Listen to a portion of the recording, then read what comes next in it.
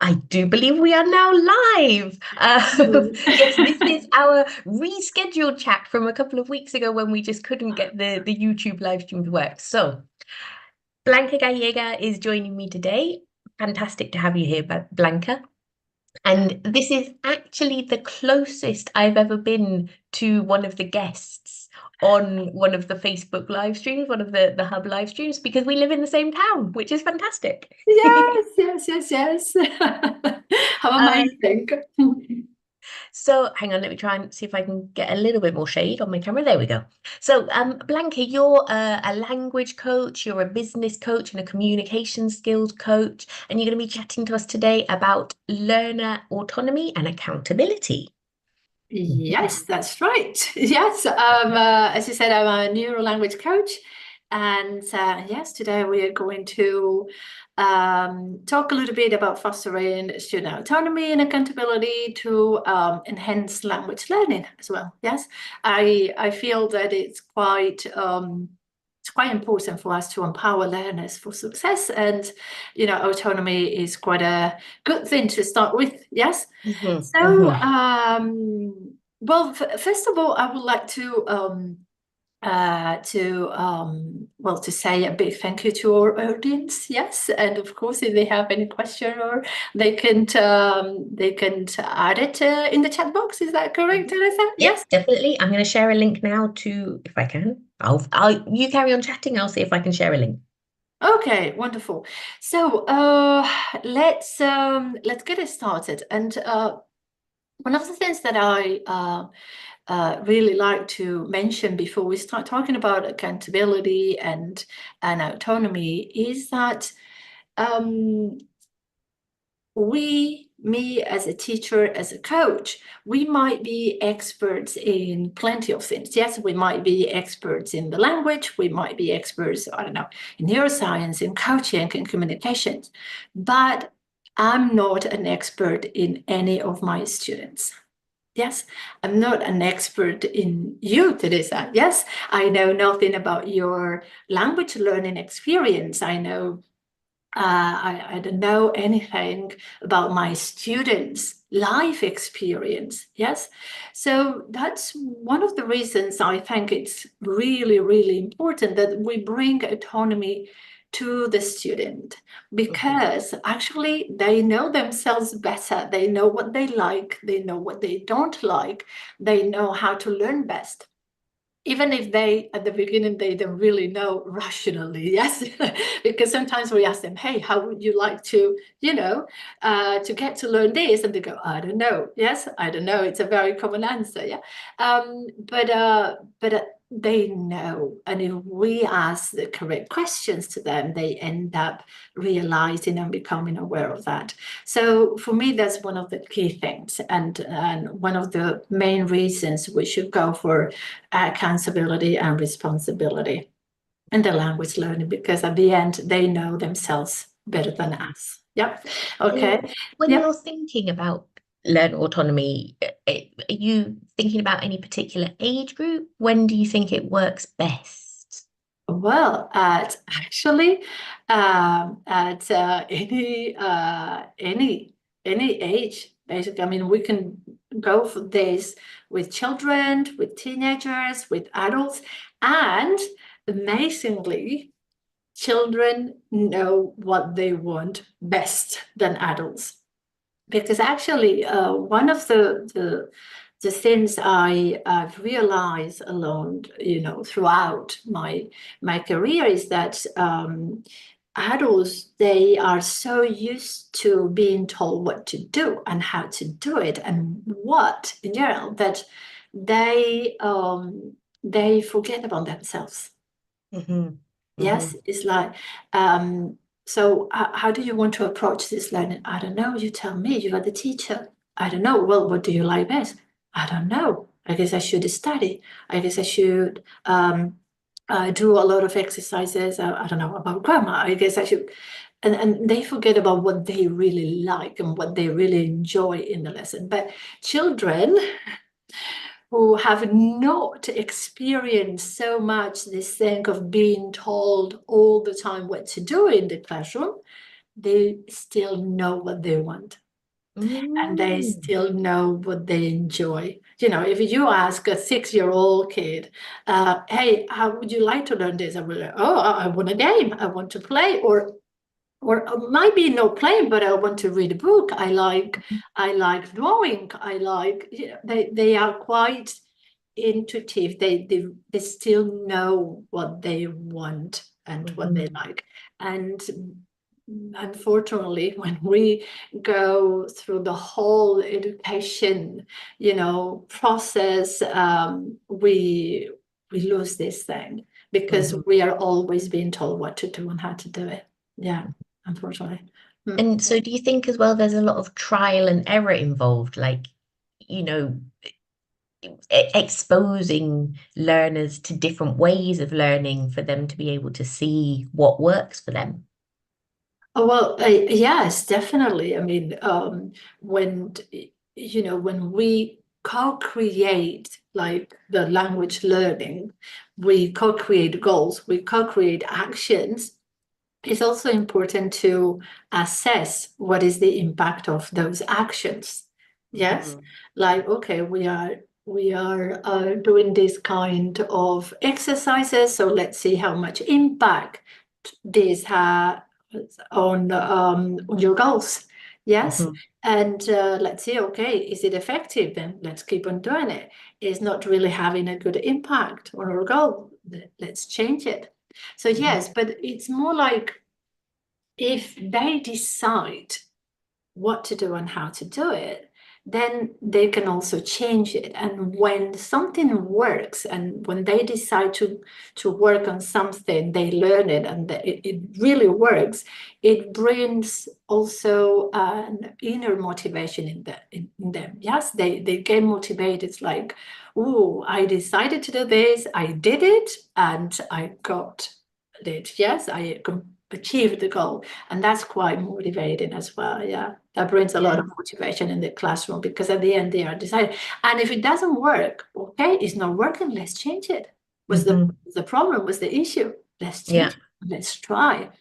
But at least it's not the teacher telling the other person what to do all the time. Yes, Mhm. it's more like leaving the door open to options. Yes, and yes, leaving it open to more options. Definitely, yeah. I mean, who honestly, who likes being told what to do all the time? I mean, sometimes we may, yeah, but all the time. Yeah, it's Mhm. not a pleasant thing now sometimes. So this thing is not easy. I have to say that it's not easy. It's a process, but when they get to the ownership of the learning, the whole process improves and a lot and a lot. Mm. Yes. Really empowering as well. Yes, yes. Yeah, that's the thing. It's empowering at the end. Yeah. So, and I also, you know, I get sometimes this question of why should we do this now? Yes. I mean, we've been involved in other kind of teaching methodologies for such a long time, and there are, you know, of course, a lot of people learn the languages. Yes. So how and why should we get involved in this? And basically, nowadays, it's things are changing. Yes, we've got different students, different environments. It's a new era, I would say. Yes, and we've got AI involved. We've got you know, social media, the attention span, the motivation. That there are so many things that have changed, and our students are different, so we need to do things differently. Mhm. And that is also one of the main reasons we should look into more learner center classroom. Yes, it's no longer about me, about the teacher, and about what I know. It's more about them, what they want to know, and how they want to do it to succeed. Yeah. What's your view on this, Teresa? Because I know that you are also, working on this accountability and responsibility. I mean, I think the more that we can give learners choice in the Yeah. classrooms, the more invested they'll be, the more agency that they have. And like I said before, yeah, just that ability to empower them, that it's no longer me, the teacher, is the fountain of all knowledge, and you are the empty vessel that I will fill with grammar and reading texts and things. So yeah, I think one thing that I would find difficult probably is how do you implement this in group classes? Obviously, in a one-to-one context, it's perfect. You know, you've got that time, that space to be testing things out, to have those individual conversations. What's your take on working with groups? Okay. Well, there is one idea which is important here, and it's that there are what we call um, general learning principles. Yes, let's say it that way. And we know that the more different kind of inputs we have in the classroom, the more we learn. So we can have different types of exercises like visual with visual impact, words, audios, writing, drawing. So different kind of inputs, yes, in order to learn. So the more variety we have, the better they will learn. That's the thing. So that means that we can incorporate different kinds of learning in a group. I mean, that's totally fine. And the more the variety they get, the more they will learn. Now, it is also true that sometimes we like one thing more than the other. And when we are really enjoying what we're doing, then this is a neuroscience, we create more dopamine. Dopamine helps learning, and we are in a very better attitude towards learning. Yeah. So working in groups also benefits the whole learning process, because children can get to have different kind of inputs. Yes. So definitely it's about working in groups. Yes. And letting them choose what kind of activity they want, and they go all around. I mean, they get to experience everything. And another thing that I usually, if I may share this with you, that I usually do is allowing them to choose their own way. So if we are working on one particular topic, I let them choose how they want to do it. And one student may want to, I don't know, give a little speech to the rest of the group or teach. There are some students that like this thing of teaching and performing. So, okay, you do it, you tell the rest of the class about it. And there might be another one that wants, well, Blanca, I'd rather go for, can I create a mind map and then show my mind map to the rest? Okay, that's totally fine. So let's go for a mind map. Or another one may want to create a dialogue and perform a dialogue with another one. So why not? It's about the variety. So we are working on a topic. How would you like to approach this topic? And let them decide what they want to do in order to learn. I mean, at the end, there's no reason why they should have the same exercise, all of them, in order to practice something. If they want to do it differently, then let's go for it. And that's quite enriching as well. Yeah, Well, that's my definitely. feeling. Yeah. Yeah. I mean, we've had lots of great comments from Robert, who's watching along. And one he says about, we need to adapt as teachers. And I think that idea of differentiation, and like you're mentioning there, the differentiation of outputs, do you want to do a presentation, a mind map? Do you want to teach whatever it is? As teachers, it can often seem overwhelming, or like we're losing control if it's not a kind of a standardized. If everyone does this, I can see how well everyone's doing. But in actual fact, you can't. You can see how well the people who do well at that type of test or that type of activity do. Mm. Yeah. Yeah. And and that's true. It may feel that we are kind of losing control and the thing, but it's not at the end. I think it's about co-creating the material. It's not, and actually that's one of the benefits for teachers. It's it's reduced workload, because instead of creating the material all the time, a specific unique material for all of them, we are co-creating the material with them.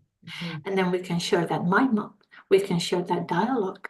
The other one is explaining, yes, or teaching, or performing, and then it's co-creating. So empowering students to take charge of their learning can, alleviate a little bit the burden on teachers and allowing them to focus more on facilitating or guiding rather than constantly directing. Yeah. And so yes, I mean, we started this conversation talking about the benefits for students, but what about benefits for teachers? Reduce workload. Also, enhance classroom dynamics, creating a learning environment where students are responsible for their own learning can lead to more dynamic and interactive classroom experiences, and at the same time, I guess, fostering a sense of community and collaboration among students and teachers alike. Yeah, so yeah, a lot of benefits, I would say, for teachers, enhanced classrooms dynamic, reduced workload, also job satisfaction, seeing the students actively engage and taking ownership of their learning journey can be incredibly rewarding for educators, I guess, and that leads to greater job satisfaction as well.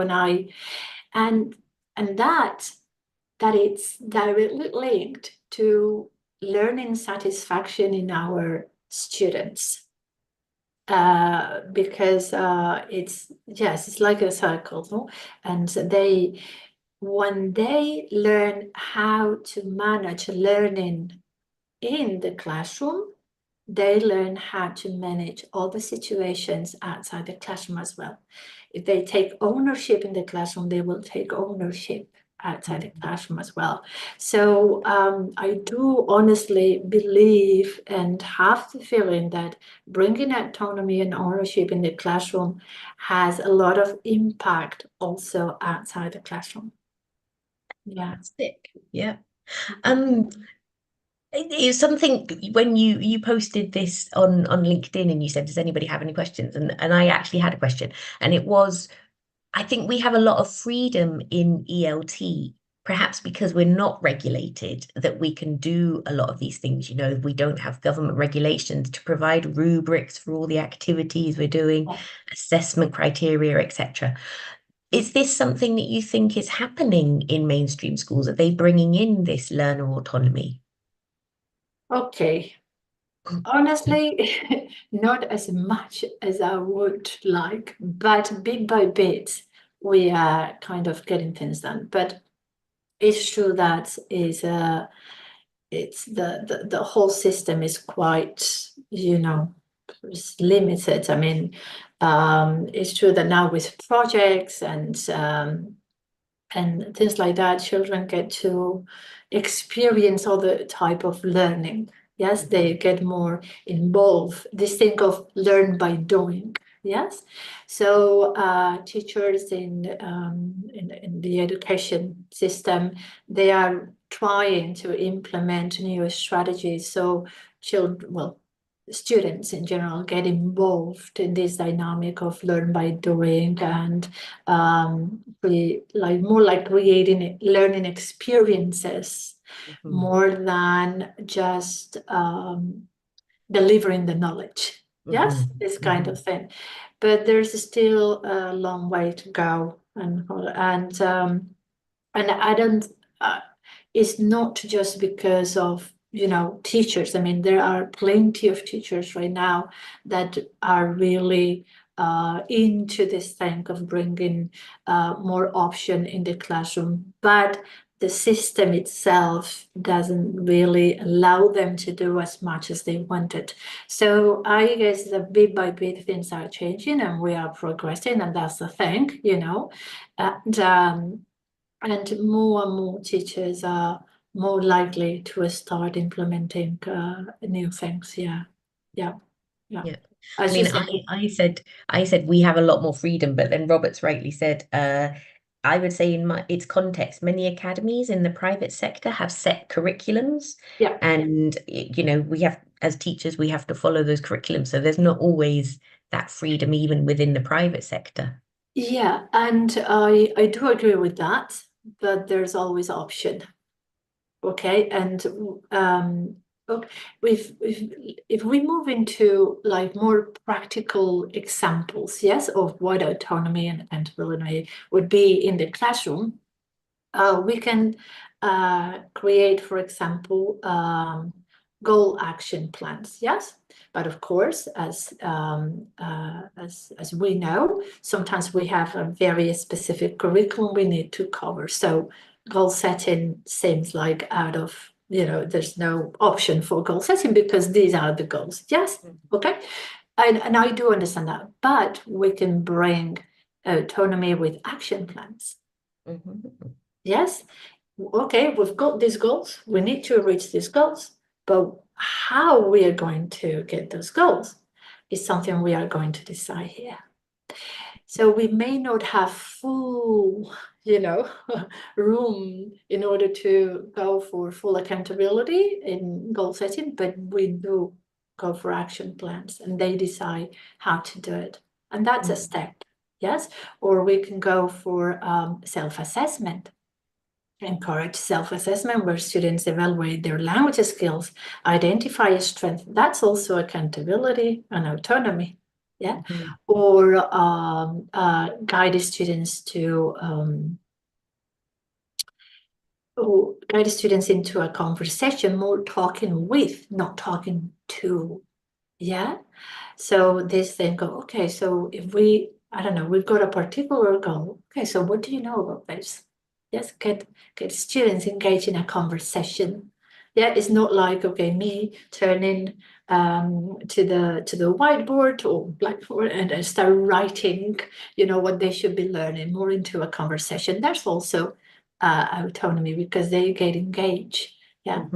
Or feedback, how to, you know, they get to deliver their own feedback, positive feedback, the corrections that, so there are things that we can do. It's true, and I agree that some private schools, they do have a very, you know, fixed set curriculum and you cannot get out of it too much, but then we can do things in other areas in the classroom. Yeah. Yeah. Fantastic. Yeah. Excellent. Yeah, we've had another great comment from Robert. We need leaders with vision who can see how this freedom can benefit our students. Yeah. Yeah. And yeah, well, thank you very much to Robert for all these nice comments. Yes, I really appreciate that, and thanks a lot for sharing. And there is one thing that I find it's key, and it's metacognition. Metacognition, compassion in language learning, and active listening. And metacognition is very important for teachers and for students. Nowadays, we know a lot about how the brain learns, how we learn, these universal or general principles of learning. Yeah, we know a lot about this. And it's amazing how much impact this can have in the learning process.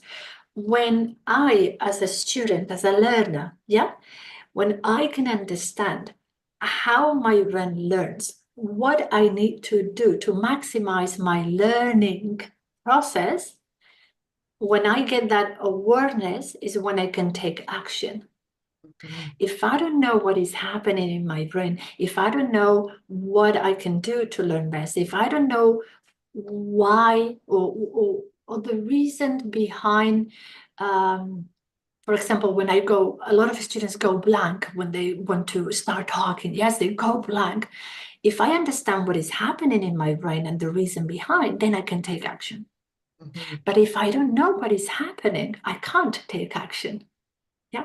So metacognition is really, really important nowadays. And you know, now we've got this. I mean, we didn't have this neuroscience of learning like 25 years ago. We have it now. We know a lot of things about how the brain works. So let's use it, because that brings awareness.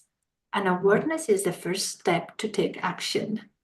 Yeah, and I think that's really important. So when we talk about, you know, leaders in the education, and I think one of the key things is metacognition, and use that in order to empower learners and teachers as well. Yes, because if I know, you know, what is happening in my learner's brain, in my student's brain, I can also take action. I can also do something about it. Yes, that may help them, that may improve the language learning. So yeah, I will go for that first. Yes, and compassion, a lot of compassion, Teresa. Do you agree with me on this? Absolutely. Yeah. Yeah. I mean, Robert mentioned as well, creating a safe space. I think that should be one of our first principles as teachers is a place where it feels like learning can happen because it's accepted. Everyone's accepted, everyone's respected, mistakes are allowed. Yeah. Yeah, definitely. And that needs to start with us, yeah, teachers. Like students are or bring compassion in the classroom because we are bringing it first. Students are interested in what we are going to tell them because we are interested in them first. Yes, they are using, I don't know, a nice feedback process because we are using it first with them. So it's this thing, you know, and compassion and empathy. It's also a key thing in the classroom, like this thing, now to create a quite safe environment in the classroom so learning can happen. Yes. Positive emotions. We know nowadays that we are emotional. We are not rational. We are emotional, and we know that we need positive emotions to maximize learning. Yes, at least to maximize learning, we need to feel well, we need to feel calm. Our brain needs to be really calm in order to enhance learning. So yeah, definitely. Yeah, good. I think, have we got time for another quick question? Yeah, why not? Let's go for it. Yeah. Okay. I think as teachers, we can sometimes come to the classroom with our own principles, our own beliefs, maybe what worked well for us when we were learning. What would you say, or how could a teacher start to develop more learner autonomy in their lessons? What could be the small steps they could take? Wow, interesting question. Yeah. Okay.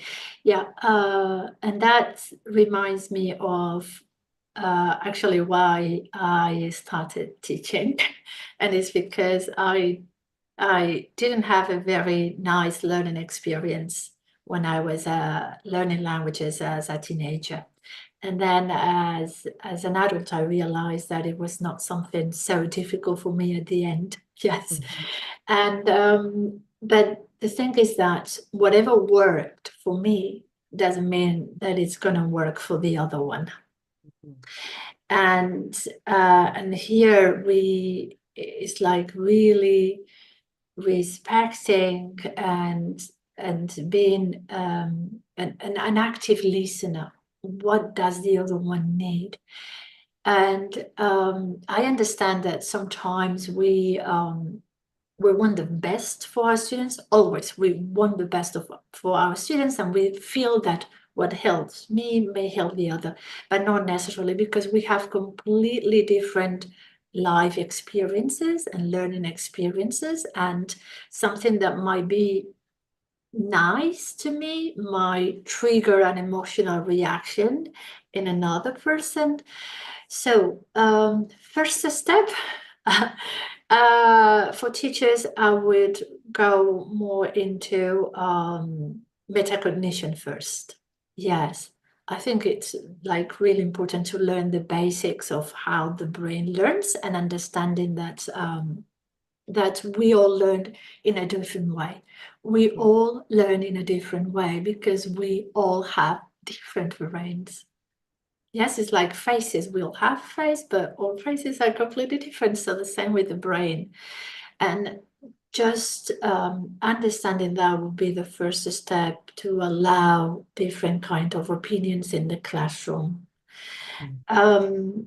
I would say is not an easy step to take because, as you mentioned before, is losing control. Mm. Yes, Mm. and this kind of situation may create an emotional reaction in us as teachers. Yes, and how to sort that out is not easy. But I would go into metacognition first, being an active listener, really listening to what the others are saying, what they like, what they don't, and explore things. At the end, is about something you said at the beginning, the very beginning of this conversation is trial and error. Is that what you said? Mhm. Yeah. Yeah. Yes, it's this thing. Okay, let's try it. Let's see how it goes today. So let's ask questions, asking questions, powerful questions. Yes, one of the main things in coaching, which is what I do, is these powerful questions, open questions. Hey, how would you like to do this? What do you feel about this? What are your goals?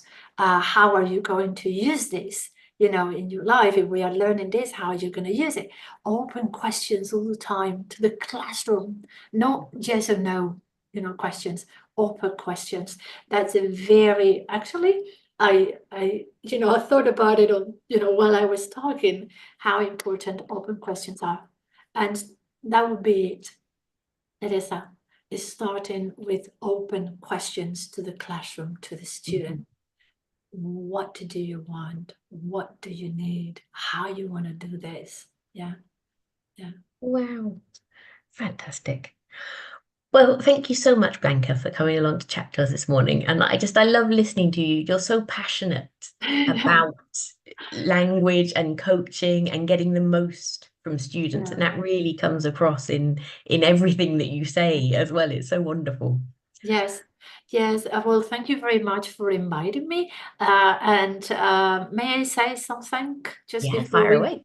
Yes, okay. Well, if to the audience, yes, if you are listening today or another day to this recording, a little exercise for you to reflect on this conversation we had here, Teresa and I.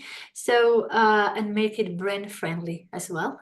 Yeah. So, what is something new that you have learned today?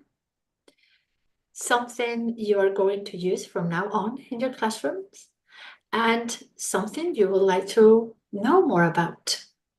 Yes, like thinking about these three things, we as teachers, as educators, as trainers, in order to keep on progressing and delivering a better learning scenarios and classrooms for learners. So yes, that would be it. A little thing to do, just to wrap this conversation up. Okay. Excellent. Yep. I mean, I think that process of reflection is so important. Yeah, really encourage people to Yeah. to not just listen, but how are you going to use this Yes, afterwards as yes. well? So thank you very much, Teresa, for this great opportunity. It's been a pleasure to talk to you, and let's see if we get to have a coffee, but face to face as well. Okay. Although we live in the same town, we've never actually met in our town. We've met in other parts of Spain. But yeah, we'll Yeah. have a coffee at some point. Okay. Fantastic. very Thank much. you, Blanca. Thanks, Robert, as well, for all your fantastic comments. And if anybody has anything else for Blanca, pop a message in the chat.